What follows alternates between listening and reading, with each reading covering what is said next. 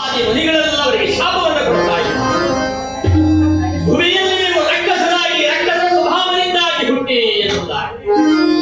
ವೈಕುಂಠದಲ್ಲಿ ದ್ವಾರಪಾಲಕರಾಗಿದ್ದಂಥವರಿಗೆ ಈ ಶಿಕ್ಷೆ ಬೇಕಿತ್ತೆ. ನಾನು ನಾನು ನಾನು ಎನ್ನುವ ಅಹಂಕಾರಕ್ಕೆ ಹೋಗಿ ಈ ರೀತಿಯಾದದ್ದನ್ನು ಅನುಭವಿಸುವಂತಹ ಸ್ಥಿತಿ ಅವರ ಪಾಲಿಗೆ ಬರ್ತಾ ಇದೆ. ಇದೆಲ್ಲ ಪ್ರಕರಣಗಳು ಮುಗಿದ್ರೆ ಶ್ರೀಮನ್ ನಾರಾಯಣ ಇಡಾವರಿಗೆ ಇದೆಲ್ಲ ಗೊತ್ತಾಗ್ತದೆ. ದೇವರಿಗೆ ತಂದಿದ್ದ ಅಪರಾಧವಾಗಬೇಕು.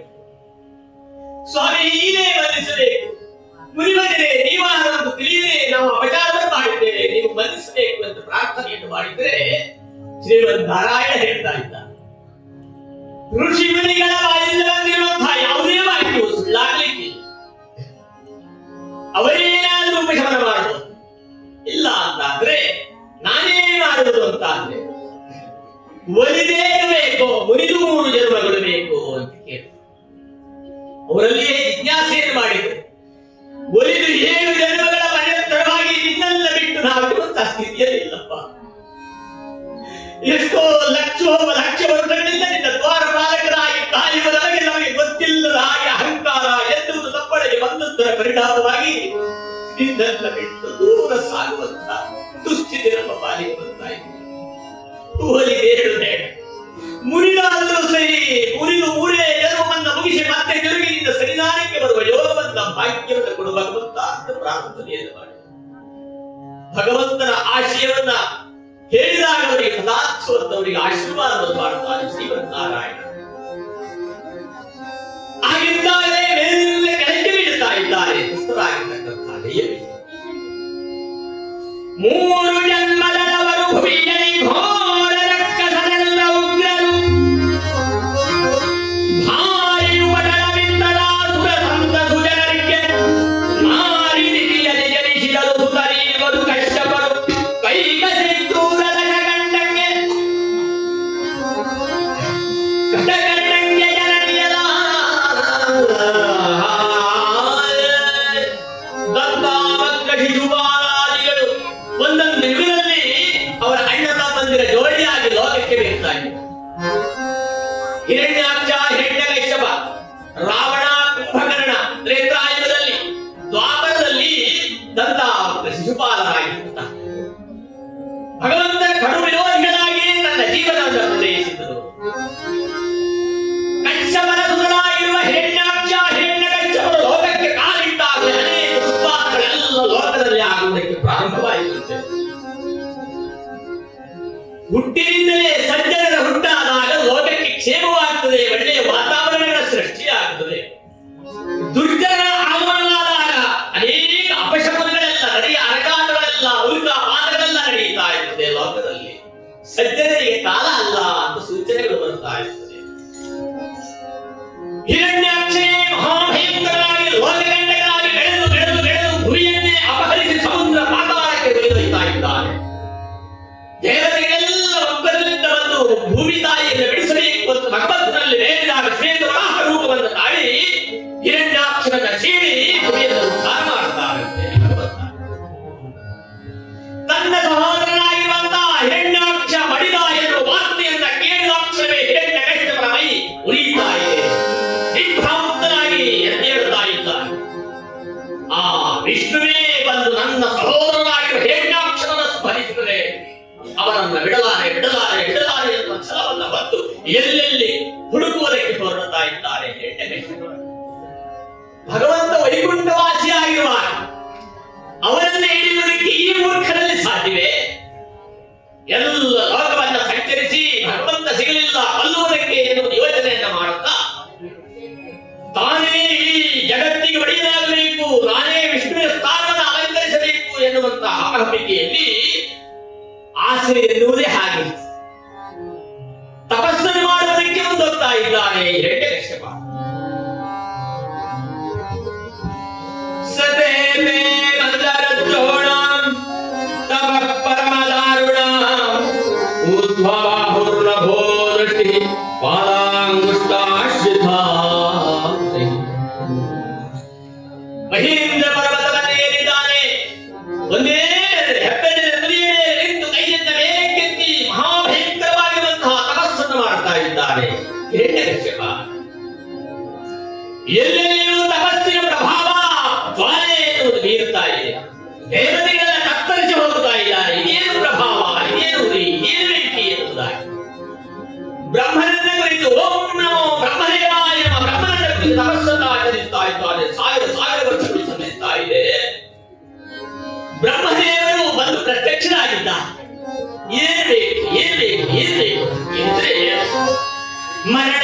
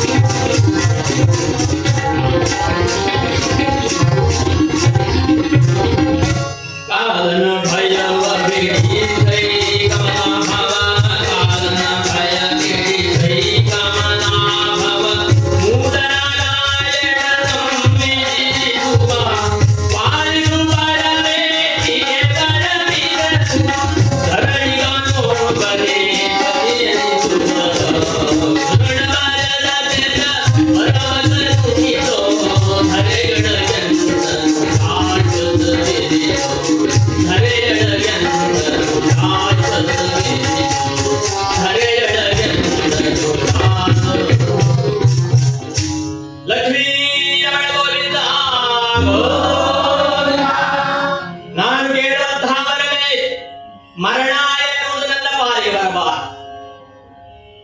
ಆ ಮಹಾವಿಷ್ಣುವನ್ನೇ ಕಡು ವಿರೋಧವನ್ನು ಮಾಡಿ ಅವರನ್ನು ಗೆಲ್ಲುವಂತೆ ನನಗೆ ಆಶೀರ್ವಾದವನ್ನು ವರವನ್ನು ನೀಡುವೆ.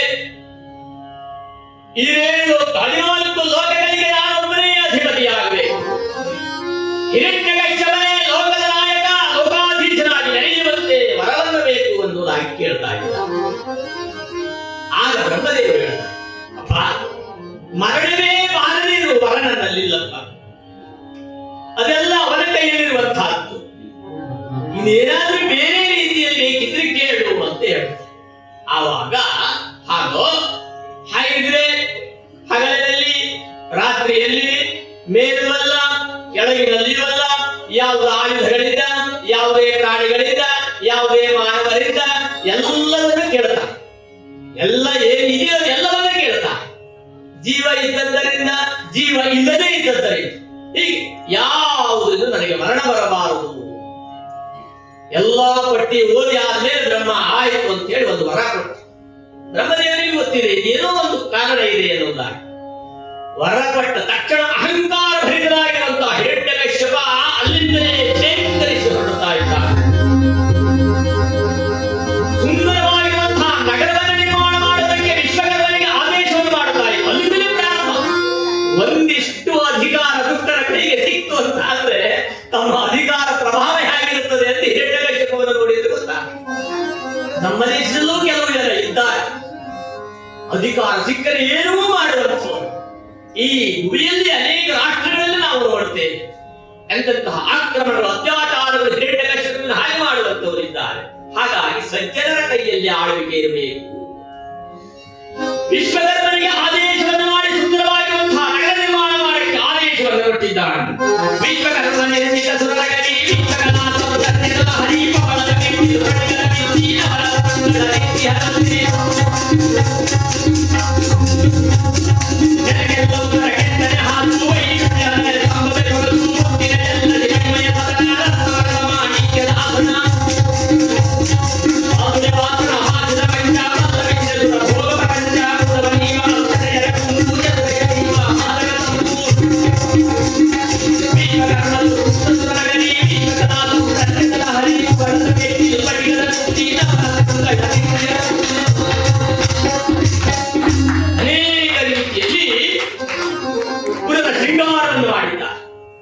ಅಂತಹ ವಿಶ್ವಕರ್ಮನಿಂದ ನಿರ್ಮಾಣವಾಗಿರತಕ್ಕಂತಹ ಆತುದಾನನ್ನಾಗಿ ಮಾಡಿ ಇಡೀ ಲೋಕದ ಆಳ್ವಿಕೆ ಬೇಕು ಎನ್ನುವ ಕಾರಣಕ್ಕೆ ಹಿರಣ್ಯಕಶ್ಯಪ ಬಂದು ಆಳ್ವಿಕೆಯನ್ನು ಪ್ರಾರಂಭಿಸಿದ.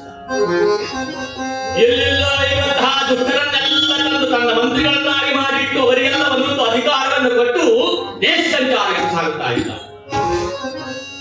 ದಿಗ್ವಿಜಯವನ್ನು ಮಾಡಬೇಕು, ಎಲ್ಲರನ್ನ ಗೆಲ್ಲಬೇಕು ಎನ್ನುವಂತ ಅಹಂಕಾರದಲ್ಲಿ ಹೊರಟಿದ್ದ. ಆವಾಗಲೇ ಜಂಬಾಸುರ ಎನ್ನುವನ ಕುವರಿ ಕಯಾಸುರನ್ನ ನಿನಗೆ ಕೊಡ್ತಾ ಇದ್ದ. ದಿಗ್ವಿಜಯ ಸಂದರ್ಭದಲ್ಲಿ ಅವಳ ವಿವಾಹವನ್ನು ಮಾಡಿ ಮತ್ತೆ ನಾಡಿಗೆ ಬಂದು ಇದಕ್ಕೆ ತೃಪ್ತಿ ಇಲ್ಲ, ಇನ್ನಷ್ಟು ದಿಗ್ವಿಜಯ ಮಾಡಬೇಕು ಅಂತ ಹೊರಡ್ತಾ ಇದ್ದ. ಇತ್ತ ಕಡೆಯಲ್ಲಿ ಕಯಾಸು ಗರ್ಭವತಿಯಾಗಿದ್ದಾಳೆ. ಗರ್ಭವತಿಯಾಗಿರುವಂತಹ ಕಯಾಸವನ್ನು ಬಿಟ್ಟು ದಿಗ್ವಿಜಯಕ್ಕಾಗಿ ಸಾಗ್ತಾ ಇದ್ದಾಳೆ. ಈ ಕಡೆಯಲ್ಲಿಯೇ ದೇವತೆಗಳಿಗೆ ಒಂದು ರೀತಿಯಾದಂತಹ ಅಂಜಿಕೆ, ಹೆದರಿಕೆ ಎನ್ನುವುದು ಪ್ರಾರಂಭವಾಗ್ತಾ ಇದೆ. ಹಿರಣ್ಯಕಶ್ಯಪನೇ ಇಷ್ಟು, ಇನ್ನು ಅವನ ಮಕ್ಕಳಿಂದ ಎಷ್ಟೋ ಎನ್ನುವ ಭಯದಲ್ಲಿಯೇ ಅವರ ನಿರ್ನಾಮ ಮಾಡುವುದು ಹೇಗೆ ಅಂತ ದೇವೇಂದ್ರ ಯೋಚನೆಯನ್ನು ಮಾಡ್ತಾ ಇದ್ದಾರೆ.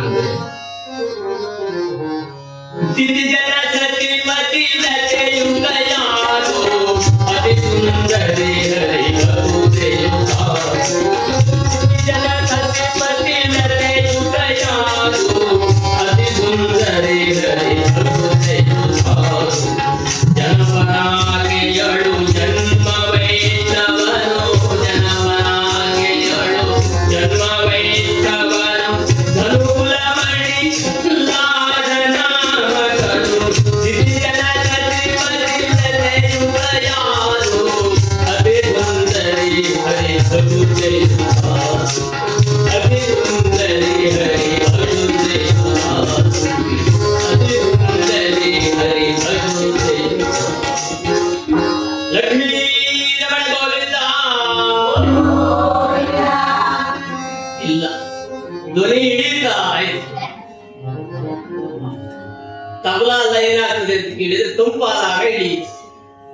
ಈ ಮನುಷ್ಯರು ಕೂಡ ಹಾಗೆ ಭಗವಂತ ಎನ್ನುವ ತಪ್ಪು ಮಾಡಿದನು ಇಳಿತಾ ಕಷ್ಟ ಬಂತು ಜೋರಾಗ್ತಾರೆ.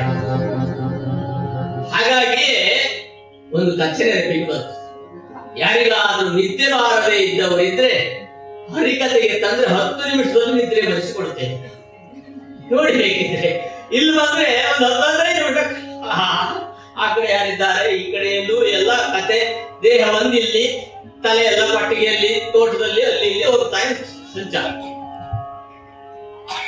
ಯಾಕೆ ಹೀಗಾಗುತ್ತದೆ ಅಂತ ಕೇಳಿದ್ರೆ, ತ್ರೇತಾಯುಗದಲ್ಲಿ ರಾವಣ ಕುಂಭಕರ್ಣಾದಿಗಳು ಬಂದಾಗ ಶ್ರೀರಾಮಚಂದ್ರ ರಾವಣಾದಿಗಳ ಸಂಹಾರ ಮಾಡಿದ ಮೇಲೆ, ಕುಂಭಕರ್ಣನನ್ನು ಸಂಹಾರ ಮಾಡಿದ ಮೇಲೆ ಅವರನ್ನು ಆಲಂಗಿಸಿಕೊಂಡಿರುವಂತಹ ನಿದ್ರಾಂಗನೆ ಬಂದು ಕೇಳಿದಂತ ರಾಮನಲ್ಲಿ ನಾನಿಲ್ಲಿ ಎಲ್ಲಿಗೆ ಹೋಗಲಿ, ನೀನೆಲ್ಲಾದ್ರೂ ಹೋಗಿ ಸಾಯಿ ಅಂತ ಹೇಳಿದ್ರೆ ಹಾಗೆಲ್ಲ ಎಲ್ಲೆಲ್ಲಾದ್ರೂ ಹೋಗುವುದಿಲ್ಲ.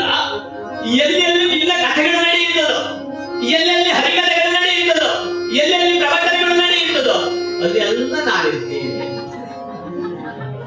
ಇಲ್ಲಿ ಎಲ್ಲಿ ಮೂಲೆಯಲ್ಲಿ ಅವಳು ಬಂದು ಕೂತಿದ್ದಾಳೆ ಅಂತ ಯಾರಿಗೂ ಗೊತ್ತಿದೆ.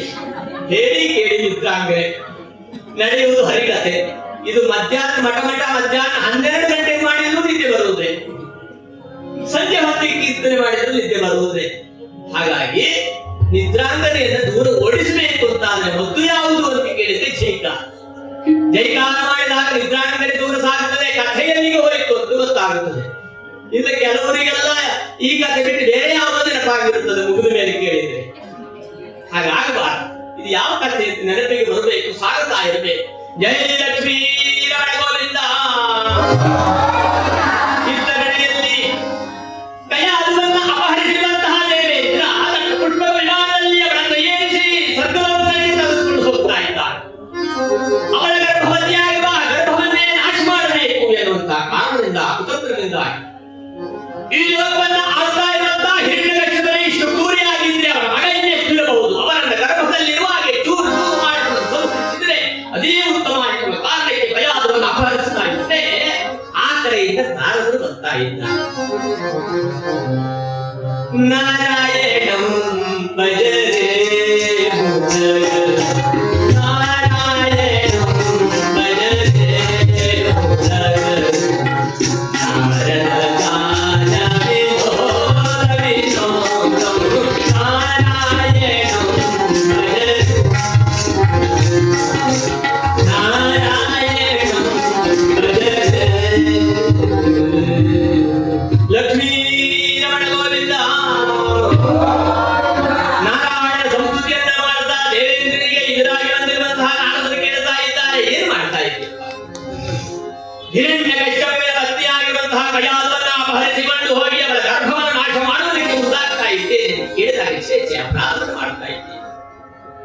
ಹಾಗೆಲ್ಲ ಮಾಡಬಾರದು. ಅವಳ ಗರ್ಭದಲ್ಲಿರುವಂತಹದ್ದು ದೇವತೆಗಳ ಅನುಗ್ರಹಕ್ಕೆ, ಭಗವಂತನ ಅನುಗ್ರಹದಲ್ಲಿಯೇ ಇರುವಂತಹ ಭಗವಂತ ಭಕ್ತನ ಒಬ್ಬ ಭಕ್ತ ಹುಟ್ಟುವಂತಹ ಯೋಗ ಇದೆಯಪ್ಪ. ಹಾಗಾಗಿ ಗರ್ಭವನ್ನು ಹಾಗೆ ಹಾಳು ಮಾಡಬೇಡ, ಅವಳನ್ನು ಬಿಡು ಅಂತ ಹೇಳಿ ದಯಾಳುವನ್ನು ಬಿಡಿಸಿ ತನ್ನ ಆಶ್ರಮಕ್ಕೆ ತಂದು ಇಟ್ಟುಕೊಳ್ತಾ ಇದ್ದ. ನಾರದರ ಆಶ್ರಮದಲ್ಲಿ ಕಯಾದು ಬೆಳೀತಾ ಇದ್ದಾಳೆ. ಎಲ್ಲೆಂದರಲ್ಲಿ ನಾರಾಯಣ, ಓಂ ನಮೋ ಭಗವತೆ ವಾಸುದೇವಾಯ, ಓಂ ನಮೋ ನಾರಾಯಣಾಯ, ಎಲ್ಲೆಂದರಲ್ಲಿ ನಾರಾಯಣ ಧ್ಯಾನ. ಗಿಡಗಳಲ್ಲಿ, ಮಣ್ಣಿನ ಕಣಕಣಗಳಲ್ಲಿ, ಕಲ್ಲುಗಳಲ್ಲಿ, ಮರಗಳಲ್ಲಿ, ಎಲೆಗಳಲ್ಲಿ, ಎಲ್ಲಿ ನೋಡಿದರಲ್ಲಿ ನಾರಾಯಣ ನಾರಾಯಣ ನಾರಾಯಣ ಸತ್ತಲೇ ಕೇಳ್ತಾ ಇದೆ.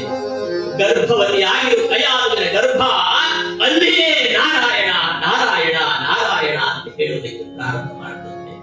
ಹಾಗಾಗಿಯೇ ನಮ್ಮ ಹಳೆಯವರೆಲ್ಲ ಹೇಳುವುದು, ಗರ್ಭವತಿಯವರಾಗಿದ್ದಾಗ ಒಳ್ಳೆಯ ಪುರಾಣಗಳನ್ನು ಓದು, ಹರಿಯ ಧ್ಯಾನವನ್ನು ಮಾಡು, ಜಪತಪಗಳಾದಿಗಳನ್ನು ಮಾಡು, ಯೋಗ ಭಜನೆಗಳನ್ನು ಹೇಳು ಅಂತ. ತಾಯಂದಿರ ಜವಾಬ್ದಾರಿಗಳು ಹೆಚ್ಚಿರುತ್ತೆ.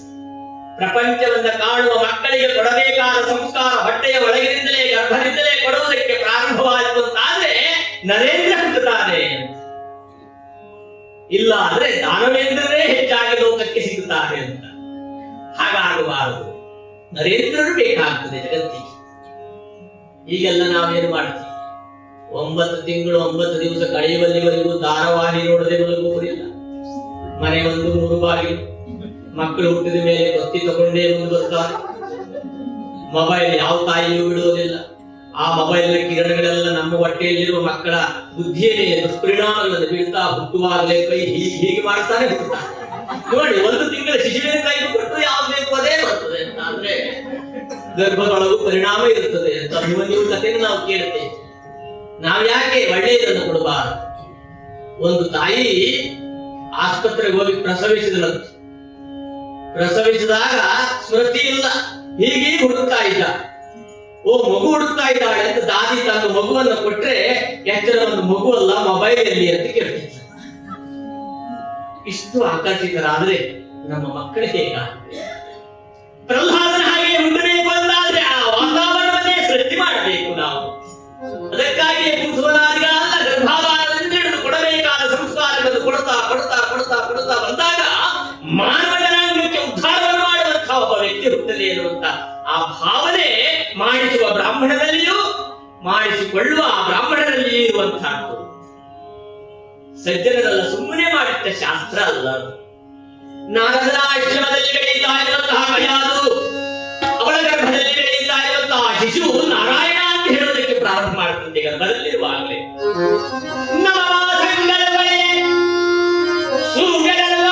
ಆ ಸೂರ್ಯದೇವರ ಬೆಳಕನ್ನು ಕಾಣುವುದಕ್ಕೆ ಲೋಕಕ್ಕೆ ಆ ಶಿಶು ಆವಿರ್ಭವಿಸುತ್ತಾ ಇದೆ, ಪುಷ್ಪವೃಷ್ಟಿ ಆಗುತ್ತಾ ಇದೆ. ಅಲ್ಲಿರುವೆಲ್ಲ ಸುಖವಿಗಳೆಲ್ಲ ಬಂದು ಆ ಮಗುವನ್ನು ನೋಡ್ತಾ ಇದೆ. ನವಿಲುಗಳು ಬಂದು ತನ್ನ ಆ ಗರಿಗಳಿಂದಲೇ ಅವರಿಗೆ ಬೀಸಾಳೆಯಾಗಿ ಗಾಳಿಯನ್ನು ಹಾಕ್ತಾ ಇದೆಯಂತೆ. ಅಲ್ಲಿರುವ ಚಿಗುರುಗಳೆಲ್ಲ ಬಂದು ಆಟವಾಡುವುದಕ್ಕೆ ಮುತ್ತಿಗ್ತಾ ಇದೆಯಂತೆ. ಹೀಗೆ ನಾರದರ ಆಶ್ರಮದಲ್ಲಿ ಕಯಾದುವಿನ ಮಗು ಹುಟ್ಟಿದಾಗ ಸುಂದರವಾಗಿರುವಂತಹ ವಾತಾವರಣ ಸೃಷ್ಟಿಯಾಯಿತು. ನಾರದರಿಂದಲೇ ಕೊಡಬೇಕಾಗಿರುವ ಸಂಸ್ಕಾರಗಳನ್ನು ಪಡೆಯುತ್ತಾ ಇರುವಾಗಲೇ ದಿಗ್ವಿಜಯಕ್ಕಾಗಿ ಸಾಗಿರುವಂತಹ ಹಿರಣ್ಯಕಶ್ಯಪ ಅದೇ ಮಾರ್ಗವಾಗಿ ಬರ್ತಾ ಇದ್ರೆ ನಾರದರು ಅವರನ್ನ ತಡೆದು ಹೇಳ್ತಾ ಇದ್ದಾರೆ, ಅಮ್ಮ ನಿನಗೆ ಗಂಡು ಮಗುವಾಗಿದೆ, ಇದು ಇದೇ ನನ್ನ ಆಶ್ರಮದಲ್ಲಿ ನಡೆದು ದೊಡ್ಡವನಾಗ್ತಾ ಇದ್ದಾರೆ ಅಂತ ಹೇಳಿ ಆ ಮಗುವನ್ನು ಹಿರಣ್ಯಕಶ್ಯಪನ ಕೈಗೆ ಕೊಡ್ತಾ. ಅಲ್ಲಿಯೇ ನಾಮಕರಣಾದಿಗಳು ನಡೆಯುತ್ತದೆ. ಪ್ರಹ್ಲಾದ ಎನ್ನುವುದಾಗಿ ಅವನಿಗೆ ನಾಮಕರಣವನ್ನು ಮಾಡ್ತಾರೆ. ಮುದ್ದಾಗಿ ಬೆಳೆದಿರುವಂತಹ ದೇವರ ಸ್ವಭಾವವನ್ನು ಹೊಂದಿರುವಂತಹ ಆಸಕ್ತಿಯ ಭಾವನೆಯನ್ನು ಹೊಂದಿರುವಂತಹ ಮಗುವಿನ ಮುಖದಲ್ಲಿ ಆ ತೇಜಸ್ಸು ಕಾಣ್ತಾ ಇತ್ತಂತೆ. ಅಲ್ಲಿ ನಾಮಕರಣಾದಿಗಳನ್ನೆಲ್ಲ ಮಾಡಿ ಪ್ರಹ್ಲಾದ ಎನ್ನುವ ನಾಮಧೇಯವನ್ನು ಪಡೆದ ಮೇಲೆ ಭಗವಂತೆತ್ತಿ ತನ್ನ ಪುರಕ್ಕೆ ಬರ್ತಾ ಇದ್ದಾನೆ ಹಿರಣ್ಯಕಶ್ಯಪ ಕಯಾದು.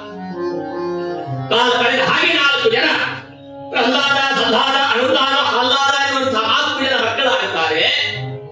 ಹಿರಿಯ ಮಗನಾಗಿರುವಂತಹ ಪ್ರಹ್ಲಾದ ಒಂದಿಷ್ಟು ಎತ್ತರಕ್ಕೆ ಇಳಿಯುತ್ತಾ ಇದ್ದಾರೆ. ಚಿಕ್ಕಂದಿನಿಂದಲೇ ಇರುವ ಅಭ್ಯಾಸದ ಪರಿಣಾಮವಾಗಿ ನಾರಾಯಣ ನಾರಾಯಣ ನಾರಾಯಣ ನಾಮ ನಿರಂತರವಾಗಿ ಬರ್ತಾ ಇತ್ತು.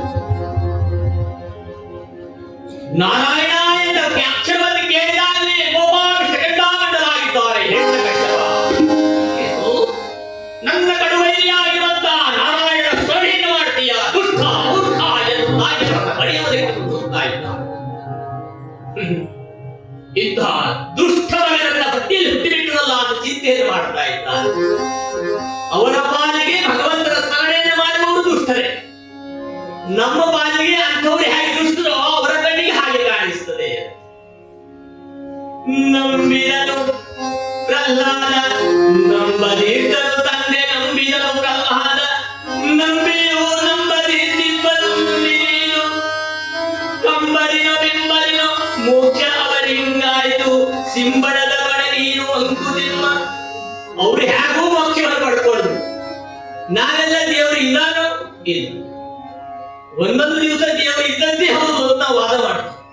ಏನಾದ್ರೂ ಒಂದು ಕಷ್ಟ ಬಂದ್ರು ಸಹ ದೇವರಿಲ್ಲ ಇಲ್ಲವೇ ಇಲ್ಲ ಅಂತ ಒಂದು ವಾದ ಶುರುವಾಗ ಎಷ್ಟೊತ್ತಿಗೆ ಹೇಗೆ ಆಗುತ್ತೇವೆ ಅಂತ ಸಿಂಬಳದ ನೋಡ ನೀನು ಅದು ಒಂದು ಕಾಲ್ ತೆಗೆದು ಮತ್ತೊಂದು ಸಿಕ್ಕಾಕೊಡೋದು, ಒಂದು ತೆಗೆದು ಒಂದು ಸಿಕ್ಕಾಕೊಡೋದು, ಹೀಗಾಗಿ ನಮ್ಮ ಜೀವನದಲ್ಲಿ ಕಷ್ಟ ಕೊಡಲಿ ಎಂದು ನಾವು ಸಾಗುತ್ತಾ ಇದ್ದೇವೆ.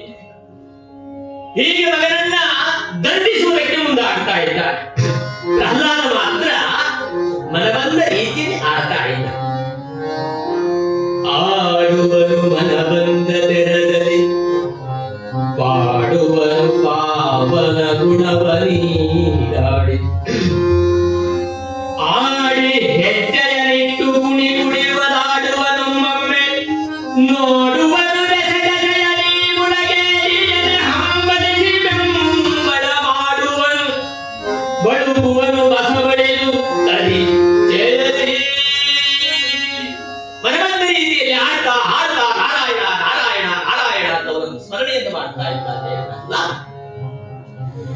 ಏನು ಮಾಡಿದ್ರು ಇವರನ್ನ ತಿದ್ದುವುದಕ್ಕಾಗುವುದಿಲ್ಲ ಎನ್ನುವ ಕಾರಣಕ್ಕಾಗಿ ತನ್ನ ಗುರುಗಳ ಮಕ್ಕಳಾಗಿರುವಂತಹ ಚಂಡಾಮರ್ಕರನ್ನು ಕರೆದು ತನ್ನ ಮಕ್ಕಳಿಗೆ ವಿದ್ಯಾಭ್ಯಾಸವನ್ನು ಮಾಡಿಸಿದೆ. ಜೊತೆಯಲ್ಲಿ ನಾರಾಯಣ ನಾಮ ಯಾವ ರೀತಿಯಲ್ಲಿಯೂ ಕೂಡ ಬರಬಾರದು. ಓಂ ನಮೋ ಹಿರಣ್ಯಕಶ್ಯಪವೇ ನಮಃ ಅಂತ ಬರಬೇಕು. ಇಡೀ ಜಗತ್ತಿಗೆ ದೇವತೆಯ ಹಿರಣ್ಯಕಶ್ಯಪ ಅಂತ ಆಗಬೇಕು. ಈ ಜಪ ಎಲ್ಲರ ಬಾಯಲ್ಲಿ ಬರುವ ಹಾಗೆ ಮಾಡುವುದು ನಿಮ್ಮ ಜವಾಬ್ದಾರಿ. ಗುರುಗಳಿಗೂ ಆದೇಶ ಮಾಡುವುದು ದುಷ್ಟರೇ. ಇಲ್ಲ ಅಂತ ನಿಮ್ಮ ಶಿರಚ್ಛೇದನ ಎನ್ನುವ ಶಿಕ್ಷೆಯನ್ನ ಇತ್ತು ತನ್ನ ಮಗನಾದಂತಹ ಪ್ರಹ್ಲಾದನನ್ನು ಅವರ ಜೊತೆಯಲ್ಲಿ ಕಲಿಸುವುದಕ್ಕೆ ಮುಂದಾದ್ರೆ ತಾಯಿ ಕೈಯಾದು ತನ್ನ ಬಳಿ ಕರೀತಾ ಇದ್ದಾರೆ.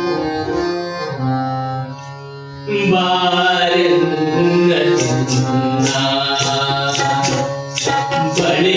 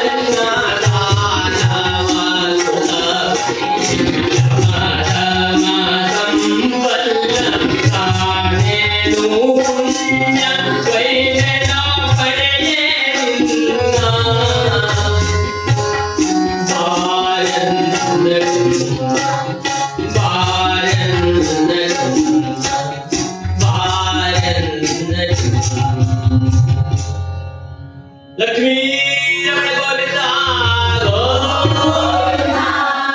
ತನ್ನ ಮಗನಾಗಿರುವಂತಹ ಪ್ರಹ್ಲಾದನನ್ನ ಕರೆದುವವನ ನೆತ್ತಿಯನ್ನು ಆಘ್ರಾಣಿಸ್ತಾ ಇರ್ತಾ ಇದ್ದ. ಬಾ, ಈ ದಿವಸದಿಂದ ನೀನು ಗುರುಕುಲಕ್ಕಾಗಿ ತೆರಳುತ್ತಾ ಇದೆಯಪ್ಪ. ಬಾ, ನಾನು ಮಾಡಿರುವ ಅಡಿಗೆಯನ್ನು ಒಂದಿಷ್ಟು ಉಂಟು. ನಿನ್ನಂತಹ ಸಜ್ಜನ ಮಗನನ್ನ ಪಡೆಯುವುದಕ್ಕೆ ನಾನೆಷ್ಟು ಪುಣ್ಯವನ್ನು ಮಾಡಿದ್ದೇನೆ.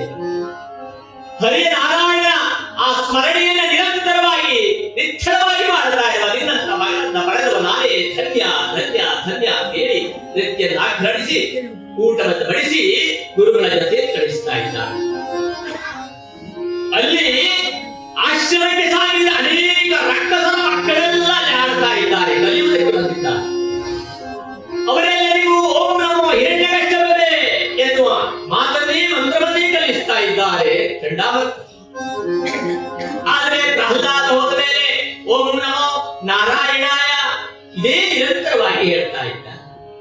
ಅಲ್ಲಿರುವ ಎಲ್ಲ ಬಾಲರನ್ನ ಕಂಡು ಆಡುವಾಗ, ಓಡುವಾಗ, ತಿನ್ನುವಾಗ, ನಿಲ್ಲುವಾಗ ಎಲ್ಲಾದರೂ ಕೂಡ ನಾರಾಯಣ ನಾರಾಯಣ ನಾರಾಯಣ ನಾರಾಯಣ ಹರಿ ನಾರಾಯಣ ನಾರಾಯಣ ಹರಿ ನಾರಾಯಣ ನಾರಾಯಣ ಲಕ್ಷ್ಮೀ ನಾರಾಯಣ ನಾರಾಯಣ ಹರಿ ನಾರಾಯಣ ನಾರಾಯಣ ಲಕ್ಷ್ಮೀ ನಾರಾಯಣ ಜಯ ಕಾರಣ ಹರಿ ನಾರಾಯಣ ಜಗದರ್ಶನ ಹರಿ ನಾರಾಯಣ ಜಗಕಾರಣ ಹರಿ ನಾರಾಯಣ ಜಗದಾರ್ಕಣ ಹರಿ ನಾರಾಯಣ ನಿಗಮ ಭಜನೆ ನಾರಾಯಣ ನಾರಾಯಣ ಹರಿ ನಾರಾಯಣ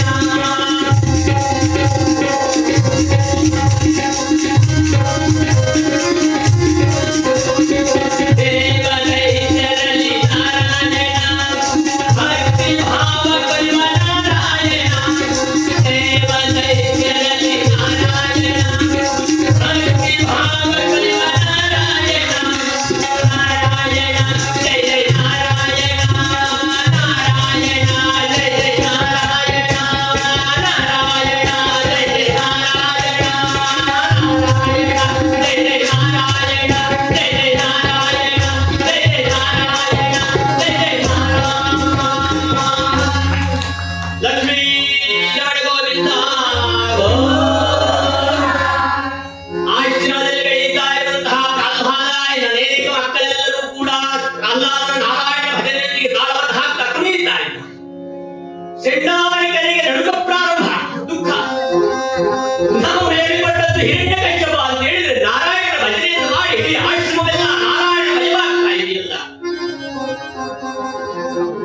ಏನ್ ಮಾಡ್ಲಿ, ಗುರುಗಳಿಗೆ ಶಿಕ್ಷೆ ಇದೆ ಅಂತ ಬೇರೆ ಹೇಳಿ ಒಂದೊಂದು ಪಾಠಶಾಲೆ ಆಗಿರುತ್ತೆ. ಅಲ್ಲಿ ಏನು ನಡೆಯಬೇಕು ಅಲ್ಲಿ ನಡೆಯುತ್ತದೆ. ಭಗವಂತನ ಅನುಗ್ರಹದಿಂದ ನಡೆಯುವಂತಹದ್ದು ಎಲ್ಲವೂ ಕೂಡ. ಒಂದು ಊರಲ್ಲಿ ಏಕೋಪಾಧ್ಯಾಯ ಶಾಲೆ, ಒಂದೇ ಶಿಕ್ಷಕರು, ಮಕ್ಕಳು, ದೂರದ ಊರು, ಯಾರ ಮೇಲಿನ ಅಧಿಕಾರಿಗಳು ಯಾರು ಬರೋರಿಲ್ಲ. ಶಿಕ್ಷಕರು ಕಲಿಸಿದ್ದೆ ಪಾಠ ಮಾಡಿದ್ದೆ ಶಾಲೆ ಆಯ್ತು. ಅವರಿಗೆ ಒಂದು ಅಭ್ಯಾಸ, ಪ್ರತಿ ದಿವಸವೂ ಮಧ್ಯಾಹ್ನ ಆದ್ಮೇಲೆ ಅಲ್ಲೇ ಮಲಗುವ ಅಭ್ಯಾಸ. ಆ ದಿವಸವೂ ಊಟ ಮಾಡಿ ಟೇಬಲ್ ಮೇಲೆ ಹೊರಕೊಂಡಿತ್ತು.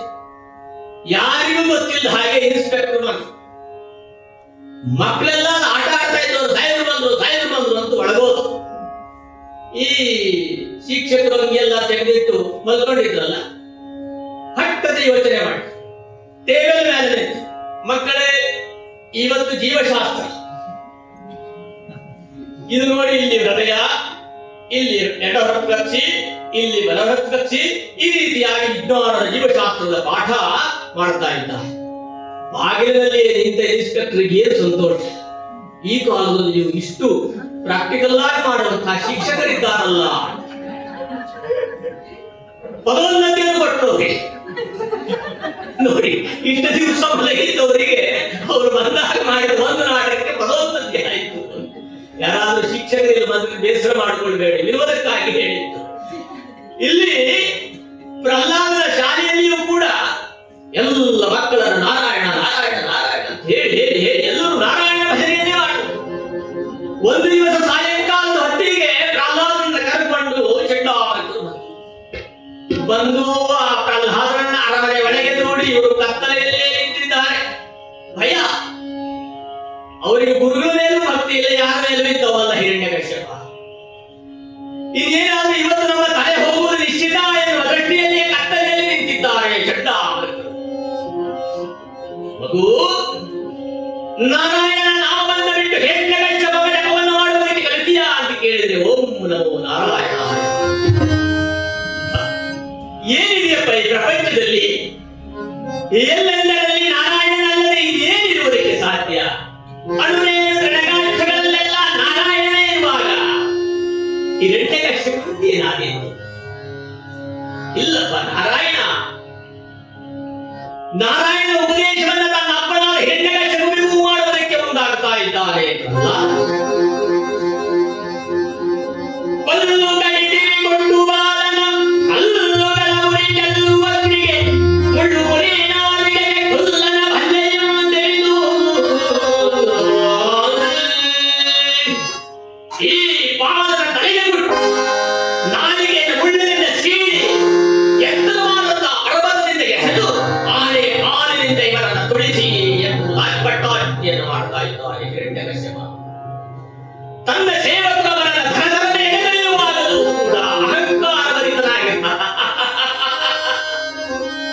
ಹಿರಣ್ಯಕಶ್ಯಪವನ್ನು ವಿರೋಧಿಸಿದವರಿಗೆ ಕೊಡಬೇಕಾದ ಶಿಕ್ಷೆಯನ್ನು ಕೊಡ್ತಾ ಇದ್ದೇನೆ. ಇದು ನಗರಲ್ಲಾರಾದರೂ ನಾರಾಯಣ ಸರಣಿಯನ್ನು ಮಾಡಿದರೆ ಇದಕ್ಕಿಂತಲೂ ಕಠೋರವಾದ ಶಿಕ್ಷೆಯನ್ನು ಕೊಡಲಾಗುವುದೆಂದು ಡಂಗುರವರು ನಡೆಯುತ್ತಾ ಇದ್ದಾರೆ.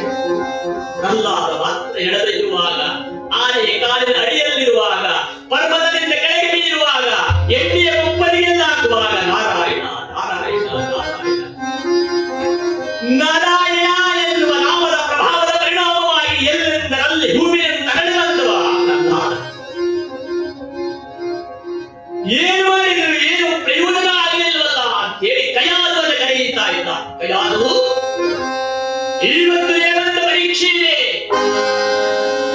ಈ ನಾರಾಯಣನೇ ಸ್ಮರಣೆ ಮಾಡುವ ಪ್ರಹ್ಲಾದನಿಗೆ ವಿಷವನ್ನು ಕೊಟ್ಟು ಕೊಲ್ಲಬೇಕು. ಅದಾರಿಂದಲಲ್ಲ, ನಿನ್ನ ಕೈಯಿಂದಲೇ ವಿಷಪ್ರಾಶನವನ್ನು ಮಾಡಿಸು ಎಂದಾಗ ಒಂದೇ ಕಟ್ಟು ಕತ್ತಲು ಒತ್ತಾಗಿ ಬಿಡ್ತಾ ಇದ್ದಾಳೆ ಕಯಾದು. ಸ್ವಾಮಿ,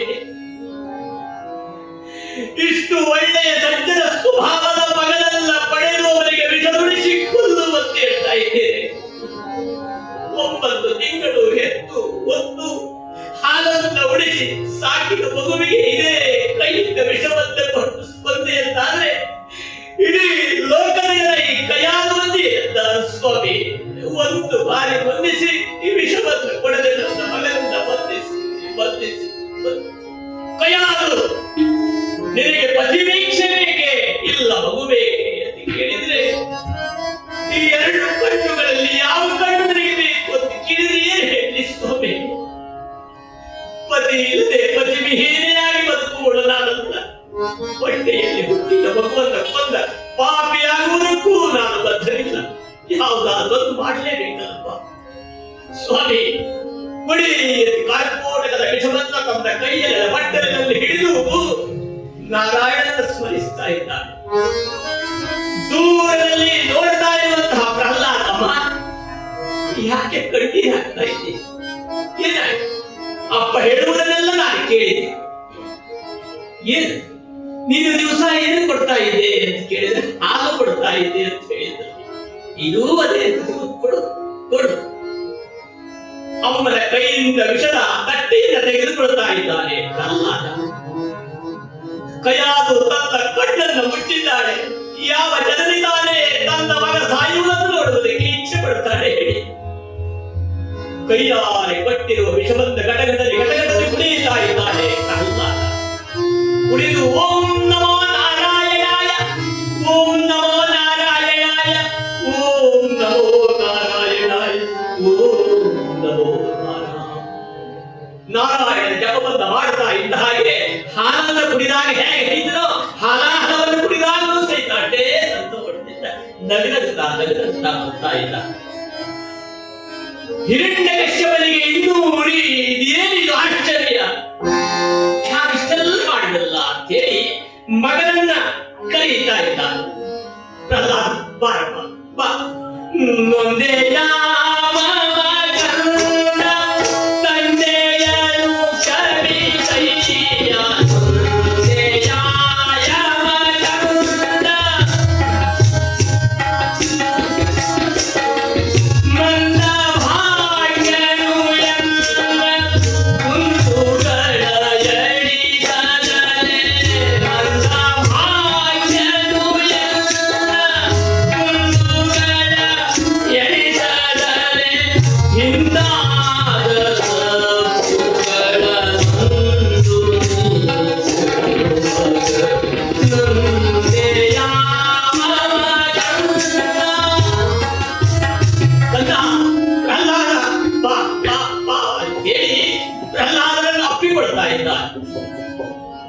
ಅಪ್ಪಿ ನಾನು ಮಾಡಿದಂತ ಎಲ್ಲ ಅಪರಾಧಕ್ಕೆ ಬಂದಿಯಾದ್ರೆ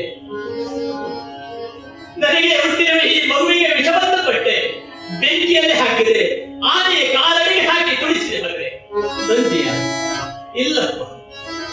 ನಾರಾಯಣನಿರುವಾಗ ನೊಂದುವುದು ಯಾರಿಗೆ?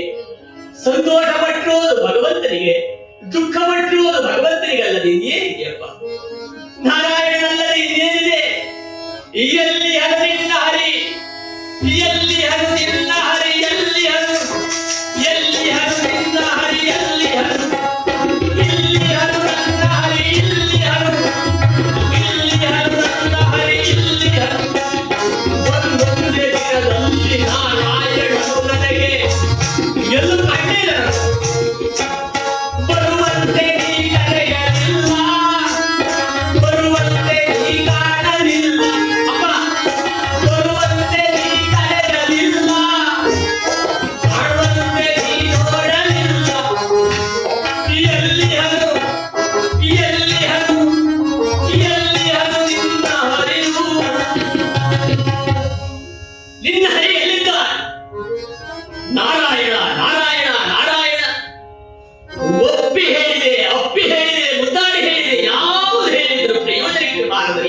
ಮತ್ತೆ ನಾರಾಯಣ ನಾರಾಯಣ ನಾರಾಯಣ ಅಂತ ಹೇಳ್ತಾ ಇದೆಯಲ್ಲ. ಎಲ್ಲಿದ್ದಾರೆ ನಾರಾಯಣ? ಎಲ್ಲೆಂದರಲ್ಲಿ ನಾರಾಯಣ ಇದ್ದಾರೆ. ಒಂದು ದಿವಸವೂ ಸಹಿತ ನಾರಾಯಣ ನನಗೆ ಸಿಗಲಿಲ್ಲ. ಹೆಣ್ಣಾಗಿ ಹಂದಿಯಾಗಿ ಹುಟ್ಟುತ್ತಾನೆ, ಭಗವನ ಬದಲಾಯಿಸ್ತಾನೆ, ಪಾತ್ರವನ್ನು ಚಿತ್ರಿಸ್ತಾನೆ. ಹೊರತಾಗಿ ಈ ಹಿರಣ್ಯಕಶ್ಯಪನ ಎದುರಿಗೆ ನೇರವಾಗಿ ಬಂದು ಹೋರಾಟಕ್ಕೆ ಬಂದಂತಿದ್ರೆ ಆ ನಾರಾಯಣನೇ ಕೊಂದು ಮುಗಿಸುವ ಈ ಹಿರಣ್ಯಕಶ್ಯಪ ಎಲ್ಲಿ ಬರುವ ಹಾಗೆ ಕರೆಯಪ್ಪ.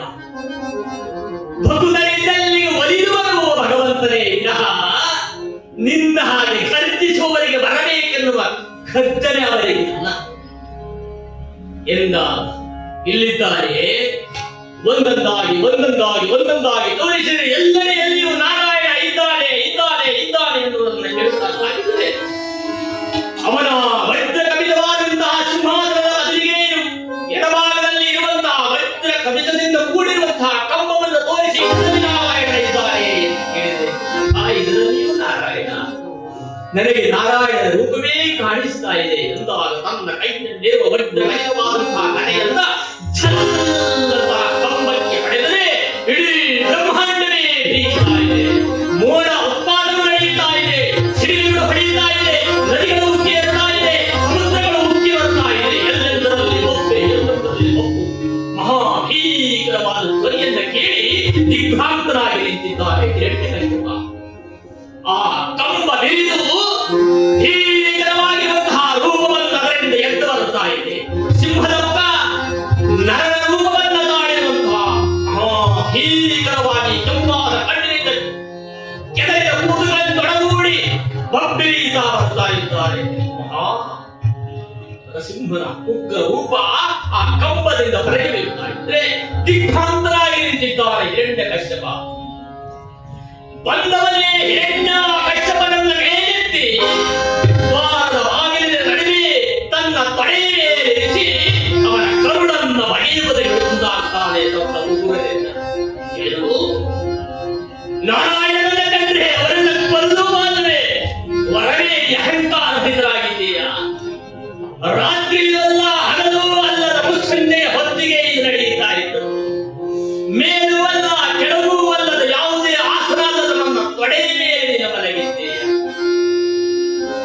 ಯಾವ ಮಾನವನೂ ಅಲ್ಲ, ಪ್ರಾಣಿಯೂ ಅಲ್ಲದ ಮೇಲೆ ಸಿಂಹದ ರೂಪ, ಕೆಳಗಿನ ರೂಪದ ಮಹಾಸಿಂಹನ ರೂಪ. ಇದು ಜೀವ ಇದ್ದದ್ದು ಅಲ್ಲ, ಇಲ್ಲದೆ ಇದ್ದದ್ದು ಅಲ್ಲ. ಉಗುರು ಒಂದು ದೃಷ್ಟಿಯಲ್ಲಿ ಜೀವ ಇದ್ದದ್ದು ಬೆಳೆಯುತ್ತದೆ, ಜೀವ ಇಲ್ಲದೆ ಇದ್ರೆ ಅಳಿಯುವುದಿಲ್ಲ. ಹಾಗಿದ್ರೆ ನೋವಾಗುತ್ತದೆ, ಕತ್ತರಿಸಿದ್ರೆ ನೋವಾಗುವುದಿಲ್ಲ.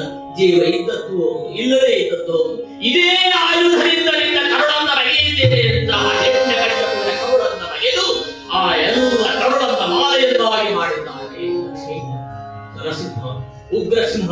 ಆ ರೂಪವನ್ನು ನೋಡಲಾರದೆ ಇರುವವರೆಲ್ಲ ಕಣ್ಣು ಮುಚ್ಚಿ ನಿಂತ್ರೆ ಎಳೆಯ ಬಾಲಕ ಪ್ರಹ್ಲಾದ ಮಾತ್ರ ನಾರಾಯಣ ಹರಿ ನಾರಾಯಣ ನಾರಾಯಣ ಹರಿ ನಾರಾಯಣ ಜಯ ನಾರಾಯಣ ಜಯ ನಾರಾಯಣ ಜಯ ನಾರಾಯಣ ಜಯ ನಾರಾಯಣ ನಾರಾಯಣ ನಾರಾಯಣ ಎನ್ನುವ ಶಬ್ದವಂತನ್ನ ಬಿಟ್ಟರೆ ಬೇರೆ ಇಲ್ಲದೆ ಭಗವಂತನನ್ನೇ ಸ್ತುತಿಸ್ತಾ ಇದ್ದಾರೆ. ಅಷ್ಟಕ್ಕೂ ಅವರ ಉಗ್ರವಾದಂತಹ ರೂಪ ತಡೆಯಲಿಲ್ಲ. ಮಹಾಸಿಂಹ, ಮೂಲಸಿಂಹ, ವೀರಸಿಂಹ, ಉಗ್ರಸಿಂಹ, ಜಯಸಿಂಹ, ನಿತ್ಯಸಿಂಹ, ಲಕ್ಷ್ಮೀ ನರಸಿಂಹ, ಯೋಗ ನರಸಿಂಹ, ಭದ್ರ ನರಸಿಂಹ, ಜ್ವಾಲಾಸಿಂಹ ನರಸಿಂಹ, ತ್ರಾಹಿ ತ್ರಾಹಿ ತ್ರಾಹಿ ತ್ರಾಹಿ ಎಂದು ಹೇಳಿ ಅವರನ್ನು ಆಡುವುದಕ್ಕೆ ಮುಂದಾಗ್ತಾ ಇದ್ದಾರೆ. ಅಧರಂ ಮಧುರಂ ವದನಂ ಮಧುರಂ ನಯನಂ ಮಧುರಂ ಲಲಿತಂ ಮಧುರಂ ಹೃದಯಂ ಮಧುರಂ ಸುರಂ ಮಧುರಂ ಮಧುರಾಧಿಪತೆ ಅಖಿಲಂ ಮಧುರಂ ಭಜನಂ ಮಧುರಂ ಚರಿತಂ ಮಧುರಂ ಅಧರಂ ಮಧುರಂ ಫಲಿತಂ ಮಧುರಂ ಚರಿತಂ ಮಧುರಂ ಭ್ರಮಿತಂ ಮಧುರಂ ಮಧುರಾಧಿಪತೆ ಅಖಿಲಂ ಮಧುರಂ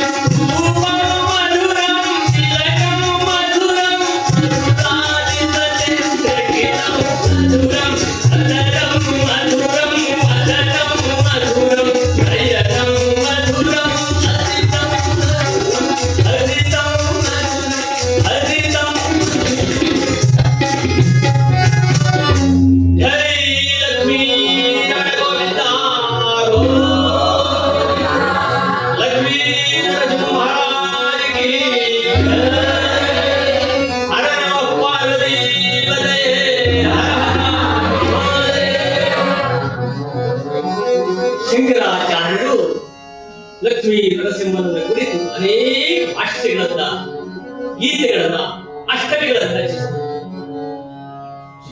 ಬದುಕಯೋನಿಧಿ ನಿಕೇತನ ಚಕ್ರಪಾಣಿ ಭೋಗೀಂದ್ರ ಭೋಗಮಣಿ ರಕ್ಷಿತ ಪುಣ್ಯವು ಯೋಗೀಶ ಶಾಶ್ವತ ಶರಣ್ಯ ಭವಾತಿ ಗೋದ ಲಕ್ಷ್ಮೀ ನರಸಿಂಹ ಮಮ ದೇವರಾವ ಬ್ರಹ್ಮೇಂದ್ರ ರುದ್ರ ಮಧುದರ್ಕ ಕಿರೀಟ ಕೋಟಿ ಸಂಘಟಿತ ಕಾಂತಿಕ ಲಕ್ಷ್ಮೀ ಕುಜಧರೋ ರಾಜಹಂಸ ಲಕ್ಷ್ಮೀ ನರಸಿಂಹ ಮಮ ದೇವರಾವ ಸಂಸಾರ ರೂಪ ಅತಿ ಘೋರ ಮಘಾದ ಮೂಲ ಸಂಪ್ರಾಪ್ಯ ದುಃಖ ಶತ ಸರ್ಪ ಸಮಾನ ದೀನಸ್ಯ ದೇವ ಕಮಯ.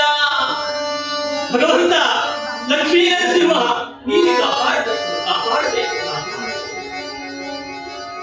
ಅನೇಕ ಗೀತೆಗಳನ್ನು ರಚಿಸಿ ಇಲ್ಲಿಯೂ ಪ್ರಹ್ಲಾದ ಲಕ್ಷ್ಮೀ ನರಸಿಂಹನ ಸ್ತೋತ್ರವನ್ನು ಮಾಡುತ್ತಾರೆ. ಅವನ ಆ ರೂಪವನ್ನು ಕಂಡು ಹೆದರದೆ ಅವನ ಸ್ತೋತ್ರವನ್ನು ಮಾಡಿದ್ದರ ಪರಿಣಾಮವಾಗಿ ನಸರಂತ ಬಾಲಕರನ್ನು ಎತ್ತಿಕೊಂಡಿದ್ದಾನೆ. ಸರಿಹದಲ್ಲೇ ಲಕ್ಷ್ಮಿಯೂ ಒಂದು ಸ್ಥಾಪಿತರಾದಂತೆ ನಾರದಾನಿ ಮುನಿಗಳೆಲ್ಲ ಬಂದು ಸೇರಿದರು, ಅವರನ್ನ ಪಾಡಿದರು, ಹೊಗಳಿದರು. ನಾರಾಯಣನ ಲಕ್ಷ್ಮೀ ನರಸಿಂಹನನ್ನ ಅವರಿಲ್ಲದೆ ಲೋಕ ಇಲ್ಲ ಎನ್ನುವುದು ಇಡೀ ಲೋಕಕ್ಕೆ ಪಾಠವಾಗಿ ಕಲಿಸಿ ದುಷ್ಟನಾಗಿರುವ ಹಿರಣ್ಯಕಶ್ಯಪನ ಸಂಹಾರವಾದ ಕಥೆಯನ್ನ ಲೋಕಕ್ಕೆ ವಿವರಿಸುತ್ತಾರೆ. ಇಂತಹ ಕಥೆಯನ್ನು ಕೇಳುವುದರಿಂದ ಮಾನವ ಜನ್ಮ ದೊಡ್ಡದು ದೊಡ್ಡದು, ಮಾನವ ಜನ್ಮ ದೊಡ್ಡದು. ಹಾಡು ಮಾಡಲು ಬ್ಯಾಡಿ ಹುಚ್ಚಪ್ಪಗಳಿರ, ಹಾಡು ಮಾಡಲು ಬ್ಯಾಡಿ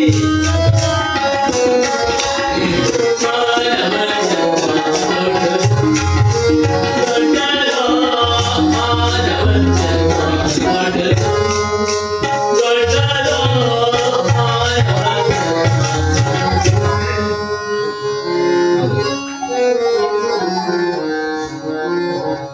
ಮಂಗಲಂ ಜಯ ಮಂಗಲಂ ಜಯ ಮಂಗಲಂ ಜಯ ಮಂಗಲಂ ಜಯ ಮಧ್ಯ ಗುರುಮನ ವಾಮನ ಮಧ್ಯ ಗುರುಮನ ವಾಮನ ನಾರಸಿಂಹನ ಉಪದರಿಸಿದಗೆ ಮಂಗಳ ಜಯ ಜಯ ಮಂಗಳ ಜಯ ಜಯ ಪರಶುರಾಮನಿಗೆ ಮಂಗಳಂ ಜಯ ಮಂಗಳಂ ಜಯ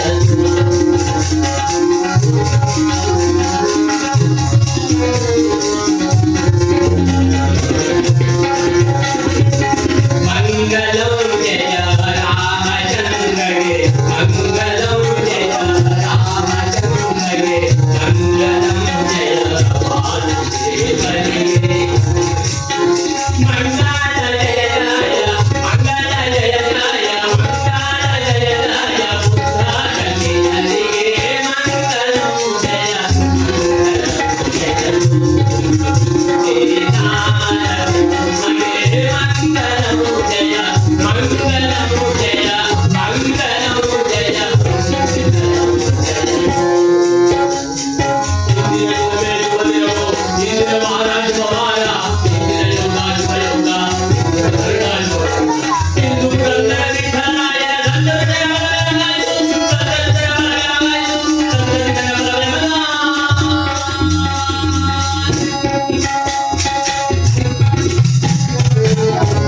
ಲಕ್ಷ್ಮೀ ರಮಣ ಗೋವಿಂದ, ರಾಧಾ ರಮಣ ಗೋವಿಂದ, ಹರ ನಮಃ ಪಾರ್ವತಿ ಪತಯೇ.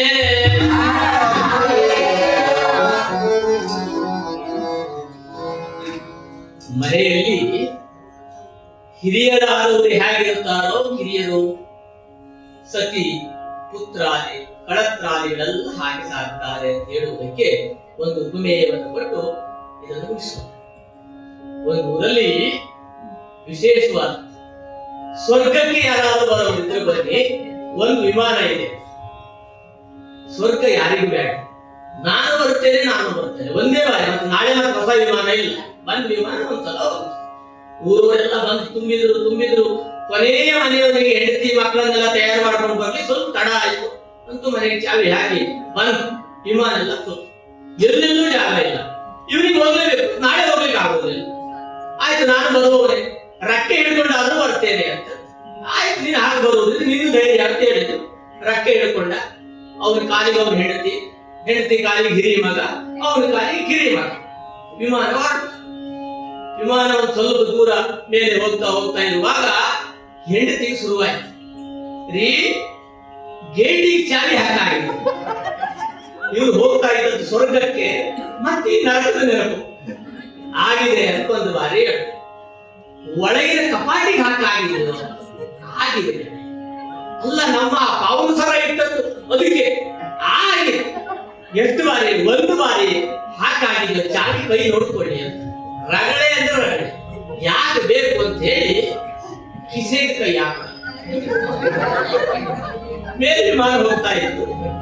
ಹೆಂಡತಿ ರಗಳೆ, ಚಾವಿ ಕೈ ನೋಡ್ಲಿಕ್ಕೆ ಕಿಸೆ ಕೈ ಹಾಕದ ಏನಾಯ್ತು? ಕೆಳಗೆ ಹೋಗುವ ಮಾರ್ಗ ಹೋಗುವ ಸ್ಥಳ ಸ್ವರ್ಗ, ಅದು ಹೋಗುವುದಕ್ಕೆ ಹೋಗಬೇಕು. ನಾವು ಯಾವಾಗ ಇಲ್ಲಿ ಬಿಡುತ್ತೇವೋ ಅಲ್ಲಿ ಹೋಗುವುದಕ್ಕೆ ಸುಲಭ ಆಗುತ್ತದೆ. ನಾವೇನು ಮಾಡ್ತೇವೆ?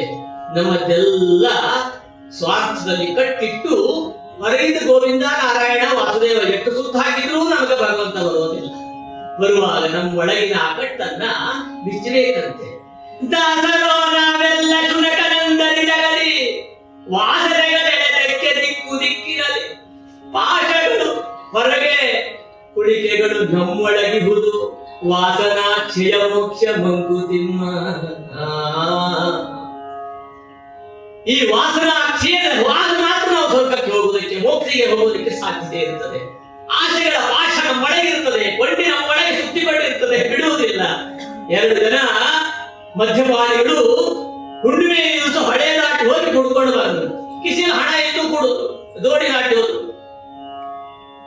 ಹೋಗುವಾಗ ಸರಿ ಇದ್ದವರು ದೋಣಿಯನ್ನು ಒಂದು ಮರಕ್ಕೆ ಗಟ್ಟಿ ಹಾಕಿ ಹೋದ್ರು. ಬರುವಾಗ ಇಷ್ಟ ಆಗಿತ್ತು, ಬಂದು ಏನಿದ್ರು 10-11 ಗಂಟೆಗೆ ಹುಟ್ಟು ಹಾಕಲಿಕ್ಕೆ ಪ್ರಾರಂಭ. ಬೆಳಗುವರಿಗೆ ಹಾಕಿದ್ರು, ಚೂಟು ಬೆಳಗಾದ್ರು. ನಿಶೆ ಇಳಿದಿತ್ತು, ಮುಖ ನೋಡ್ತಾರೆ, ಇದ್ದಲ್ಲೇ ಇದ್ದೇವೆ. ಯಾಕೆ ನೋಡ್ತಾರೆ? ದೋಣಿಯನ್ನು ಹೋಗುವಾಗ ಕಟ್ಟಿಟ್ಟಿದ್ರು, ಹಗ್ಗ ಬಿಡಲಿಲ್ಲ. ಹಗ್ಗ ಬಿಡದೆ ಎಷ್ಟೊಂದು ಊಟ ಹಾಕಿದ್ರು ಅದು ಅಲ್ಲೇ ಇರ್ತದೆ, ಬಿಟ್ಟು ಮತ್ತೆ ಮಗನ ಪುನರ ನಿಂಗೆ ನಾರಿಗಂಬಗೆ ಜಗಕ್ಕೆ ತೋರಿಪುದೊಂದು ಮನೆಯ ಜನಕ್ಕೊಂದು ಸೊಗಸಿ ನಂದನಕ್ಕೊಂದು ತನ್ನ ಆತ್ಮಕ್ಕಿನ್ನುವಂತು ಬಗೆಯಷ್ಟು ಮಗವಷ್ಟು ಮಂಕುತಿಮ್ಮ.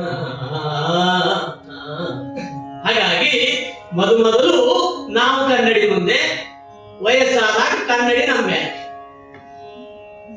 ಮಗಳು ಎಷ್ಟೊತ್ತಿಗೂ ಕನ್ನಡಿ ಮುಂದೆ, ಹೀಗೆ ಎಲ್ಲ ಕಡೆಗೆ ಈ ಕನ್ನಡಿ ಯಾವಾಗಲೂ ನಮ್ಮ ಮಕ್ಕಳ ಮೇಲೆ ಇರೋದು, ಮತ್ತೆಲ್ಲೂ ಹೋಗೋದಿಲ್ಲ ಅಂತ. ಹಾಗಾಗಿ ಪ್ರಾರ್ಥನಾದ್ರು ಹೇಳ್ತಾರೆ, ಮೊದಲು ಕನ್ನಡಿ ಮುಂದೆ, ಆಮೇಲೆ ಕನ್ನಡಿ ನಮ್ಮ ಮೇಲೆ. ಹೀಗಿರುವ ಈ ಸಂಸಾರ, ಒಂದಿಷ್ಟು ದಿನದಲ್ಲಿ ಗುರುಪಾಗುವ ಈ ದೇಹ, ಇದನ್ನು ನೆಚ್ಚಿ ನಂಬಿ ಏನ್ ಮಾಡ್ತಾ ಇದ್ದೀರಪ್ಪ? ಏನು ಪ್ರಯೋಜನಕ್ಕೆ ಬರುತ್ತದೆ? ಹಾಗಾಗಿ ಇದ್ಯಾವುದು ನಿನ್ನ ಜೊತೆಯಲ್ಲಿ ಇಲ್ಲ. ಎಲ್ಲವನ್ನ ಬಿಟ್ಟು ಒಂದಿಷ್ಟು ಕಾಲ ಇಂತಹ ಕತೆ ಸಂಕೀರ್ತನಾದಿಗಳನ್ನ ನಿರಂತರವಾಗಿ ಮಾಡಿ ಎನ್ನುವುದೇ ಇದರ ತಾತ್ಪರ್ಯ. ಬೆಳ್ಳಿಮನೆಯ ಗೌರಕ್ಕನ ಈ ಕುಟುಂಬ ಇಂತಹ ಒಂದು ಅದ್ಭುತವಾದಂತಹ ಕಾರ್ಯಕ್ರಮವನ್ನು ಮಾಡ್ತಾ ಇದೆ. ಭಾಗವತ ಸಪ್ತಾಹ, 7 ವೈಕುಂಠಕ್ಕೆ, 7 ದಿನದ ಕಥೆ ಕೇಳಿ 7 ವೈಕುಂಠಕ್ಕೆ. ಆ ದಿವಸ ಅವರಿಗೆ ಹೇಳಿದ ಕತೆ ಇನ್ನು ಪರ್ಯಂತರವೂ ನಿರಂತರವಾಗಿ ಸಾಗುತ್ತಾ ಇದೆ. ಯಾಕೆ ಮಾಡಿಸುವುದು ಅಂತ ಕೇಳಿದ್ರೆ, ಕೇವಲ ನಾನಪ್ಪ ಉದ್ಧಾರ ಆಗುವುದು ಅಂತಲ್ಲ, ನನ್ನ ಕುಟುಂಬ, ನನ್ನ ಪರಿವಾರ, ಇದರಲ್ಲಿ ಭಾಗಿಯಾದವರಿಗೆಲ್ಲ ಮೋಕ್ಷ ಸನ್ಮಾರ್ಗಗಳು ಪ್ರಾಪ್ತಿಯಾಗಲಿ ಅಂತ ಇಂಥದ್ದನ್ನು ಮಾಡಿಸ್ತಾರೆ. ಕೆಲವರಲ್ಲೆಲ್ಲ ಹಲವರಲ್ಲಿ ಹಣ ಇರ್ತದೆ, ಇದು ಮಾಡಿಸುವ ಯೋಗ ಇರುವುದಿಲ್ಲ. ಕೆಲವರಿಗೆ ಮಾಡಿಸಬೇಕು ಅಂತ ಇರ್ತದೆ, ಹಣ ಇರುವುದಿಲ್ಲ.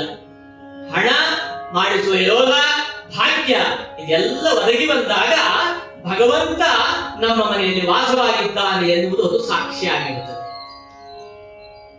ನೀವು ಮಾಡಿದ್ದರಲ್ಲಿ ಸ್ವಾರ್ಥ ಇಲ್ಲ, ನಿಸ್ವಾರ್ಥವಾಗಿ ಲೋಕಕ್ಕೆ ಒಳ್ಳೆಯದಾಗಲಿ, ಈ ಎಲ್ಲ ಕುಟುಂಬಕ್ಕೆ ಸಜ್ಜನರೆಲ್ಲ ಮಾಡಲಿ, ದುರ್ಜನರಿಗೂ ಒಳ್ಳೆಯ ಬುದ್ಧಿ ಬರಲಿ ಅಂತ. ದುರ್ಜನರು ಸಾಯಿಲಿ ಅಂತ ನಾವೆಲ್ಲ ಹೇಳೋದಿಲ್ಲ, ದುರ್ಜನರಿಗೂ ಒಳ್ಳೆಯ ಬುದ್ಧಿ ಬರಲಿ ಅಂತ ನಾವು ಬೇಡಿಕೊಳ್ಳೋದು. ಅದು ನಮ್ಮ ಸ್ವಭಾವ, ಭಾರತೀಯರ ಸ್ವಭಾವ.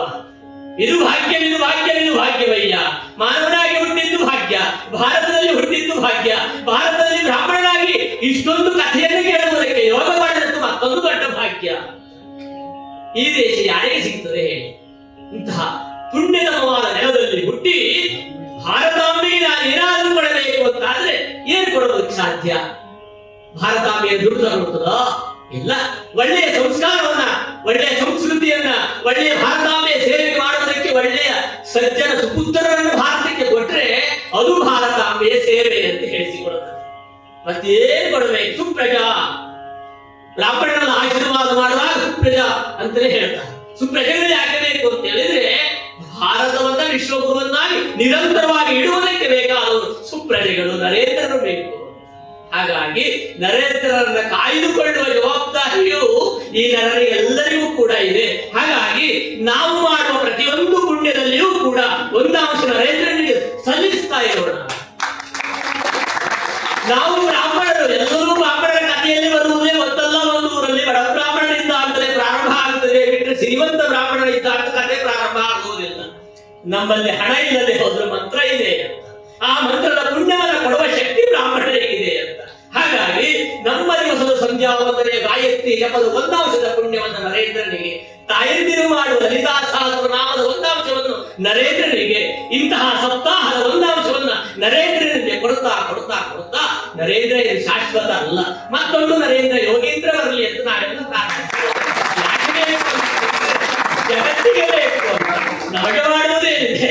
ನಮ್ಮ ಮನೆ ಕಟ್ಟಿ ಕೊಡುವುದಕ್ಕೆ ಬೇಡ, ಅವರು ದುಷ್ಟರನ್ನು ನಿರ್ಬಂಧಿಸಿ ಇಡುವುದಕ್ಕೆ ಅಂತವರು ಬೇಕಾಗುತ್ತಾರೆ. ದುಷ್ಟರ ನಿಗ್ರಹವನ್ನು ಮಾಡಿ ಬ್ರಾಹ್ಮಣರು ತಲೆ ಎತ್ತಿ, ಎಲ್ಲ ಸಜ್ಜನರೆಲ್ಲ ತಲೆ ಎತ್ತಿ ನಿಂತು ನಾವು ಹಿಂದೂ ಒಂದು ಧೈರ್ಯವಾಗಿ ಹೇಳುವಾಗ ಅವರಂಥವರಿದ್ದಾಗ ಮಾತ್ರ ಧೈರ್ಯವಾಗಿ ತಲೆ ಎತ್ತಿ ಹೇಳುವುದಕ್ಕೆ ಸಾಧ್ಯ ಇರುತ್ತದೆ.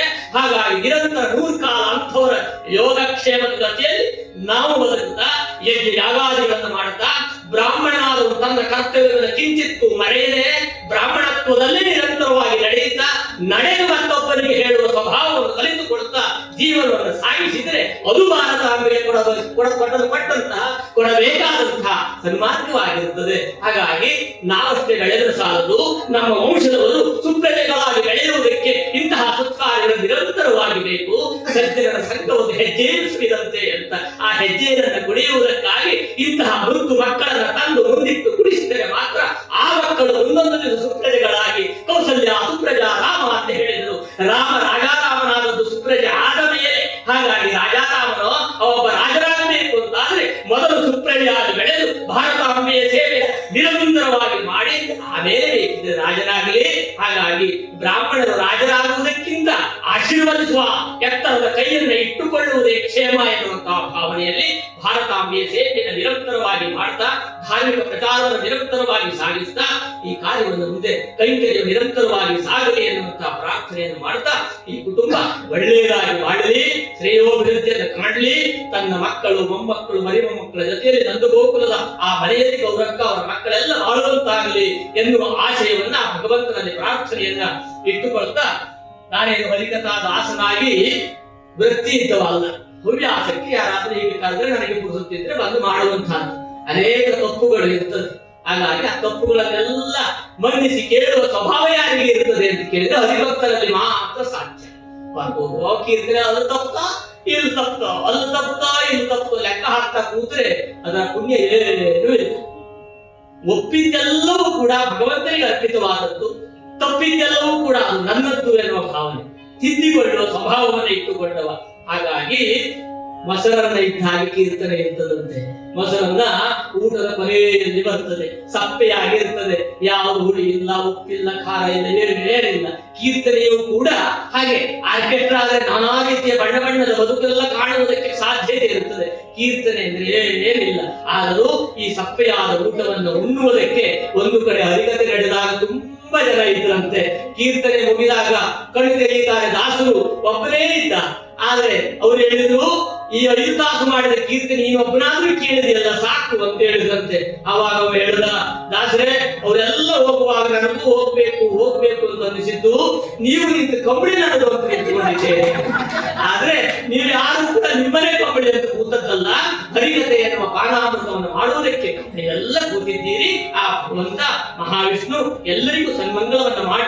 ಪ್ರಾರ್ಥನೆಯನ್ನು ಮಾಡ್ತಾ ಇಂತಹ ಅವಕಾಶಗಳು ಸಿಕ್ಕಾಗ ಸಜ್ಜನರ ಸಹವಾಸದಲ್ಲಿ ನಿರಂತರವಾಗಿ ಬಾಳುವಂತಹ ಯೋಜನೆ ಬಾಳುವಂತಹ ಸೌಭಾಗ್ಯ ನನ್ನ ಪಾಲಿಗ ಭಗವಂತ ಕೊಡಲಿ ಎನ್ನುವಂತ ಪ್ರಾರ್ಥನೆಯನ್ನು ಮಾಡ್ತಾ ಹಾರ್ಮೋನಿಯಂ ಸಾಥ್ ನೀಡಿರ್ತಕ್ಕಂಥ ಪ್ರಸಿದ್ಧ ಕಲಾವಿದರು ಅವರು ನನ್ನಂತ ಕೀರ್ತನೆಗೂ ಹಾರ್ಮೋನಿಯಂ ಬಾರಿಸ್ತಾರೆ.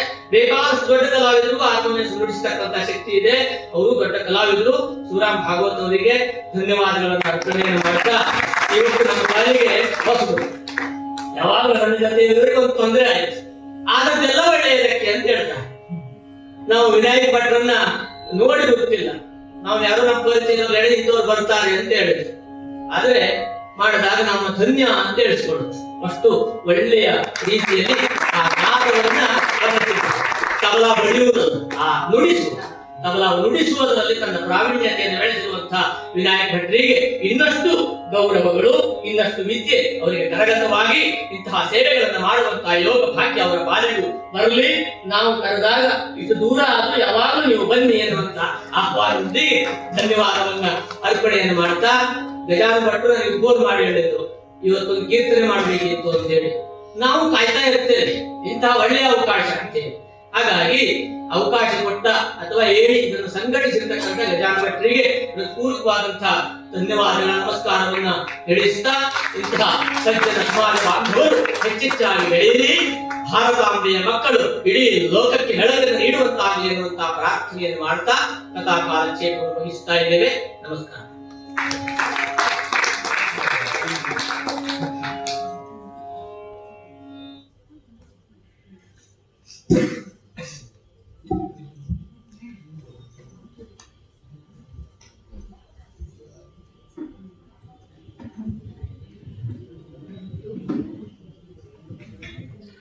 ಎಲ್ಲರೂ ಕೂಡ ಭಕ್ತಿಯಿಂದ ಮಿಂದೆದ್ದಿದ್ದಾರೆ ಅಂತ ಹೆಮ್ಮೆ ಇದೆ ನಮಗೂ ಕೂಡ. ಶಿವರಾಮ್ ನೌಕರ್ ಅವರು ಹವ್ಯಾಸಿ ಕಲಾವಿದರಾದರೂ ಇಷ್ಟು ನಿರರ್ಗಳವಾಗಿ ಕಥಾ ಕೀರ್ತನೆಯನ್ನ ಮಾಡಲಿಕ್ಕೆ ಹೇಗೆ ಸಾಧ್ಯವಾಯಿತು ಅಂದ್ರೆ ಅವರು ಅಷ್ಟು ಅನುಷ್ಠಾನಿಕರು. ನಮ್ಮಲ್ಲೂ ಕೂಡ ಆ ಅನುಷ್ಠಾನದ ಭಾವ ಬಂದರೆ, ಅನುಷ್ಠಾನಿಕರಾದ್ರೆ ಮುಂದೊಂದು ದಿನ ಭಕ್ತಿಯ ಅವರು ಕಂಡಂತಹ ಅಥವಾ ನಾವೆಲ್ಲರೂ ಕಂಡಂತಹ ಭಾರತದ ನಿರ್ಮಾಣಕ್ಕೆ ಸಾಧ್ಯ. ಈ ಮನೆಯನ್ನು ಶಿವರಾಮ್ ನೌಕರ್ ಅವರೇ, ಈ ಮನೆಯನ್ನು ಭಕ್ತಿಯಿಂದ ಪಾವನಗೊಳಿಸಿದ್ದೀರಿ. ನಿಮಗೆ ಬೆಳ್ಳಿ ಮನೆಯ ಕುಟುಂಬದ ಪರವಾಗಿ ಅನಂತ ಧನ್ಯವಾದಗಳು. ನಾವು ಕರೆದಾಗ ಹೀಗೆ ಮತ್ತೆ ಮತ್ತೆ ಬನ್ನಿ. ಆ ಕೇಳುವಂತಹ ಯೋಗವೂ ಕೂಡ ಭಾಗ್ಯವೂ ಕೂಡ ನಮ್ಮದಾಗಲಿ. ಹಾಗೆ ಬೆಳ್ಳಿ ಮನೆ ಚಿಕ್ಕಮ್ಮನ ಕುಟುಂಬಕ್ಕೂ ಕೂಡ ನನ್ನ ಅಂತರಾಳದಿಂದ ನನಗೆ ಈ ಭಾಗ್ಯವನ್ನು ಒದಗಿಸಿ ನಮ್ಮೆಲ್ಲರಿಗೂ ಭಾಗ್ಯ ಒದಗಿಸಿದ್ದಕ್ಕಾಗಿ ಅವರಿಗೂ ಕೂಡ ಧನ್ಯವಾದವನ್ನು ಅರ್ಪಿಸ್ತೇನೆ. ಕಲಾವಿದರುಗಳಿಗೆ ಕುಟುಂಬದವರು ಬಂದು ಸತ್ಕರಿಸಿ ಅಭಿನಂದನೆಯನ್ನು ಸಲ್ಲಿಸುತ್ತೇನೆ.